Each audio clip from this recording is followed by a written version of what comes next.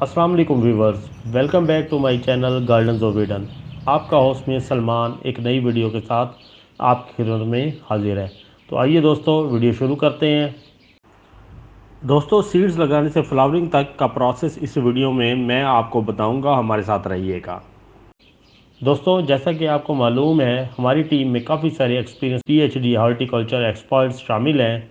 हम आपके लिए जो भी वीडियो लाते हैं, हम इनकी लाइफ के बेस्ट तजर्बे और मशवरे आपसे शेयर करते हैं।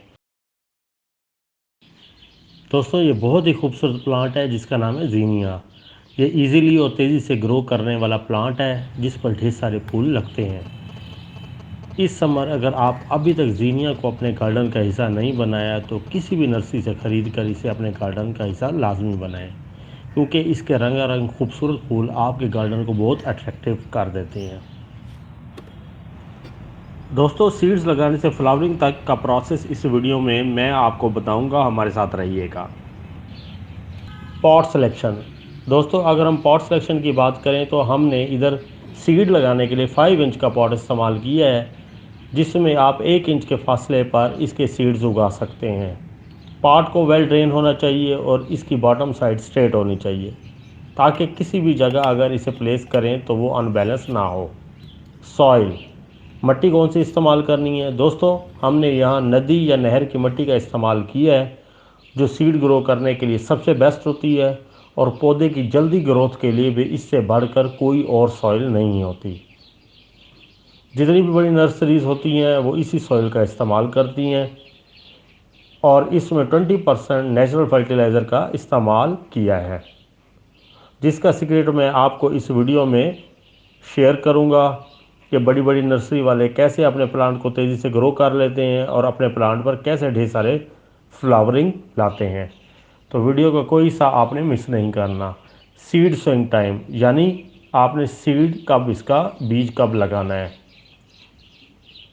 दोस्तों जैसे ही सर्दियां ख़त्म होने लगती हैं और गर्मियां आना स्टार्ट होती हैं तो हम इसका बीज पॉट में लगाना शुरू कर देते हैं, जिसका तरीका आप इस वीडियो में देख रहे हैं। सबसे पहले पॉट को मिट्टी से भर देना है और इस तरह प्रेस कर देना है। दोस्तों 1 इंच के फासले पर आपने पॉट में सीड लगाने हैं और 1/4 इंच मिट्टी से सीड्स को कवर कर लें और इसको हल्का हल्का पानी दे देना है। रोज़ाना सुबह शाम हल्का हल्का पानी देते रहना है। जब ये पौधे 3 इंच तक लंबे हो जाएं तब आप इन्हें इंडिविजुअली किसी भी पॉट में या ज़मीन में ट्रांसप्लांट कर देंगे, जिसकी वीडियो मेरे चैनल पर मौजूद है। लेकिन आपने एक बात याद रखनी है, ट्रांसप्लांट करते वक्त सुबह का ठंडा वक्त हो या शाम का ठंडा वक्त हो। दोस्तों अब इसकी केयर की बात करते हैं। प्लांट को ज़्यादा बुशी बनाने के लिए इस प्लांट के शुरू में टॉप से पिंचिंग कर दें, ताकि इस प्लांट पर ज़्यादा से ज़्यादा ब्रांचेज आएँ, क्योंकि जितनी ज़्यादा ब्रांचेज होंगी इतनी ज़्यादा फ्लावरिंग होगी। दोस्तों इस प्लांट को 6 से 8 घंटे की डायरेक्ट सनलाइट की ज़रूरत होती है, इसलिए इसको ऐसी जगह रखें जहाँ डायरेक्ट सनलाइट हो, ताकि इस पर ज़्यादा से ज़्यादा फ्लावरिंग हो। Flowering time.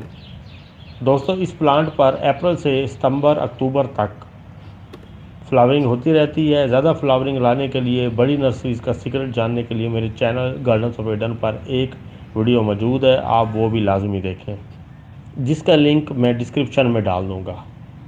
अगर ज़ीनिया की इकसाम की बात करें तो इसकी पेटल्स यानी पत्तियों के लिहाज से इसकी 3 किस्में होती हैं, जिनमें सिंगल पत्तियों वाला फ्लावर जिसमें एक पत्तियों की रो होती है, दूसरा सेमी डबल जिसमें पत्तियों की रो के दरमियान एक एक पत्ती एक्स्ट्रा होती है, तीसरे नंबर पर डबल किस्म का ज़ीनिया होता है जिसमें पत्तियों की रो एक से ज़्यादा होती हैं, जो आप इस वीडियो में देख रहे हैं, जिसके प्लांट हमने ग्रो किए हैं।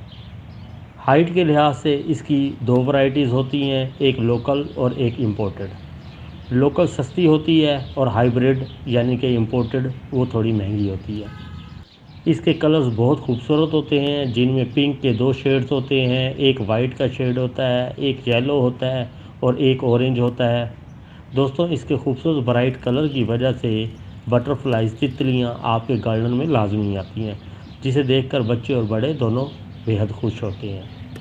आइए दोस्तों उस सीक्रेट्स के बारे में अब हम बात करते हैं जिन सीक्रेट्स की वजह से नर्सरी में प्लांट तेज़ी से बढ़ते हैं और फ्लावरिंग भी ढेर सारी होती है। दोस्तों, गार्डन सॉइल्स में, गमलों में, पॉट में वो 20% गटरों का वेस्ट का इस्तेमाल करते हैं, जिसकी वजह से उनके फ्लावर्स भी ज़्यादा आते हैं और प्लांट भी ज़्यादा अच्छा तेज़ी से ग्रो करते हैं।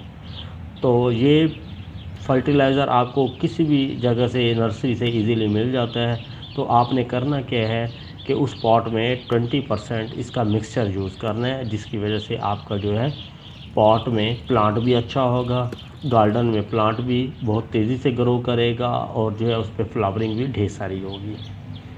दोस्तों, हमारी टीम में प्लांट पैथोलॉजी के PhD एक्सपर्ट भी मौजूद हैं, जो आपके पौधों के प्रॉब्लम्स का सलूशन बताते हैं। तो आप कमेंट में हमसे किसी भी हवाले से अपने सलूशन जान सकते हैं।